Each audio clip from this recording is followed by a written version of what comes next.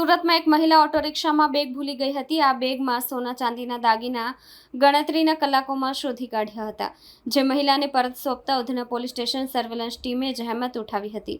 કવિતાબેન રવિન્દ્રભાઈ જગદેવ, ઉંમર વર્ષ 40, ધંધો ઘરકામ, રહેવાસી 196 સહજાનંદ સોસાયટી, લિંબાયત, સુરતનાઓએ ઉધના પોલીસ સ્ટેશન ખાતે આવેલ અને બનાવ અંગેની હકીકત જણાવેલ કે તેઓ પોતાની બહેનને મળવા સારું નવસારી જવા માટે ગોડાદરા કઠી મહારાજ મંદિર પાસેથી ઓટો રિક્ષામાં બેસીને ઉધના બસ સ્ટેશન ખાતે ઉતરેલ અને ઓટો રિક્ષામાં પોતાનું બેગ ભૂલી ગયેલ, જે બેગમાં કપડાં તથા સોના ચાંદીના દાગીના, જેની આશરે કિંમત રૂપિયા 4 લાખની મતાનું હોય, જે બેગ તેઓ ઓટો રિક્ષામાં ભૂલી ગયેલા હોય તેવી રજૂઆત કરી હતી.